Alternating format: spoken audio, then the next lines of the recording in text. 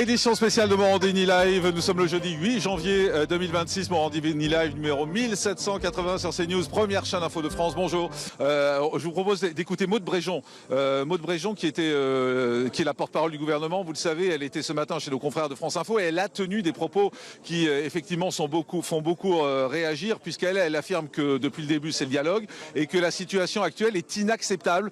C'est ce qu'elle a dit et forcément il y a beaucoup de réactions autour de ces propos. Écoutez Maude Bréjon.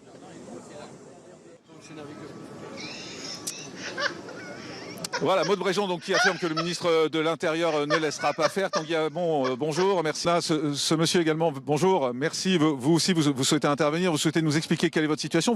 Vous appelez comment et vous faites quoi? Alors moi, je m'appelle Ludovic, on vient de Corse, donc on est la coordination rurale de Corse. Moi, je suis jeune agriculteur, donc ça fait même pas un an que je suis installé. Vous avez quel âge? Moi, j'ai 27 ans. Je suis installé en arboriculture. Aujourd'hui, nous on vient de Corse, on a fait un assez long périple, assez compliqué, et on vient surtout pour dénoncer la situation, donc en Corse aussi au niveau national, pour soutenir l'agriculture française de manière générale. Et qu'est-ce qui fait, j'ai envie de vous poser la même question qu'il y a Pierre qui était avec nous tout à l'heure, qui avait 22 ans je crois, vous en avez 27, qu'est-ce qui fait qu'à 27 ans on a envie d'être agriculteur quand on voit à quel point c'est galère au quotidien? Nous, on a envie d'être agriculteurs parce que, surtout en Corse, et en général, c'est de génération en génération, on a envie de perpétuer. C'est mon cas. C'est mon cas. J'ai récupéré une exploitation qui était à mes parents, à mes arrière-grands-parents. Donc, c'est une exploitation qu'on n'a absolument pas envie d'abandonner, qu'on a envie de rendre pérenne, on a envie d'en vivre. C'est quelque chose en Corse très important, de ne pas abandonner toutes ces exploitations. Et vous allez pouvoir tenir longtemps, vous pensez? On essaye. On essaye, c'est assez compliqué, surtout aujourd'hui quand on est jeune, qu'on s'installe, on n'est pas beaucoup aidé. Vous arrivez à dégager combien, vous, en salaire en fin de mois? Tout à l'heure, j'avais un agriculteur qui me disait j'ai 500, 600 euros en fin de mois quand les choses vont bien. Pour vous, ça se passe comment? Alors pour moi, je vais être très honnête avec vous, j'ai pas de salaire. Je travaille à côté parce que l'agriculture ne me rapporte 0 euros. Je suis obligé, j'ai 2 emplois. Du coup, je suis animateur pour l'ACR, donc ça m'aide aussi. Je travaille aussi, je suis serveur dans un bar. Donc, oui, vous êtes obligé d'avoir plusieurs boulots pour pouvoir continuer à être agriculteur en fait. C'est ça. On a plusieurs travails et je suis absolument pas seul dans ce cas. On est plusieurs, on est beaucoup de jeunes agriculteurs comme ça. Donc on est obligé de faire ça pour s'en sortir.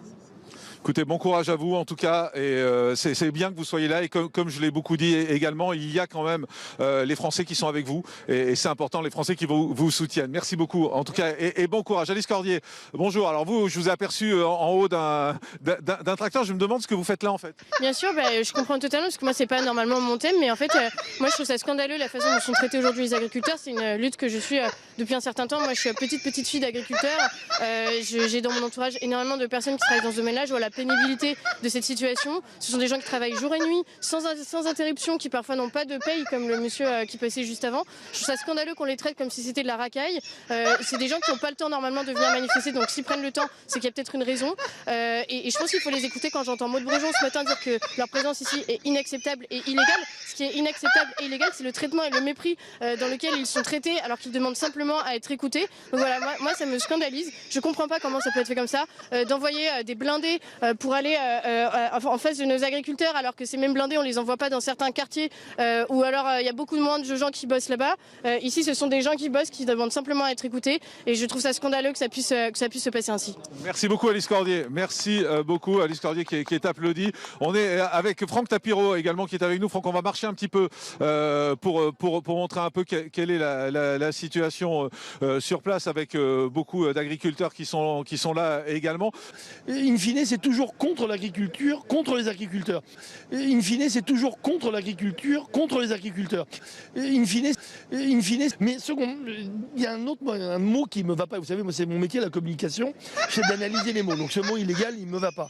Mais après le mot dialogue, c'est facile de dire on est dans le dialogue. Mais si le dialogue c'est un dialogue de sourds, et qu'in fine on n'écoute pas, c'est pas un dialogue. C'est-à-dire qu'on est en face des gens, on annonce comme voilà, comme ça, et in fine, et in fine, et in fine, et in fine, et in fine, ils viennent Mercosur, in fine, ils ont l'impression de ne pas être entendus. C'est ça qui va renforcer leur colère. Donc en fait, la meilleure façon d'agir avec les agriculteurs, c'est pas dialoguer. Je l'ai dit, on avait un jeune agriculteur qui était avec nous. Bonjour. Bonjour. Vous avez quel âge?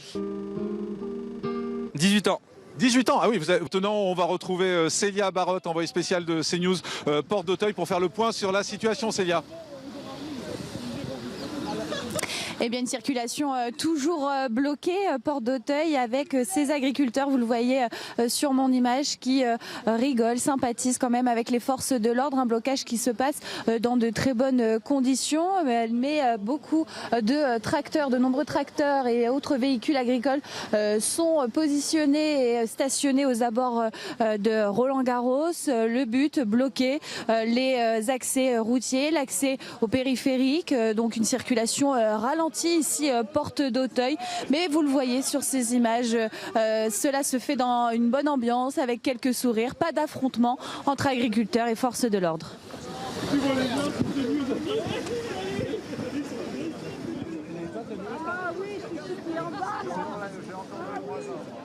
Et... Ouais, parce que je sais pas. J'ai pas de retour, moi. On n'a plus de retour, là. Ah, si on n'a plus de pile dans l'aile, moi. Tu peux aller dans la poche du dessous, la changer la pile. Olivier, tu peux le faire, s'il te plaît? Alors, si quelqu'un nous dit, je sais pas... Oui.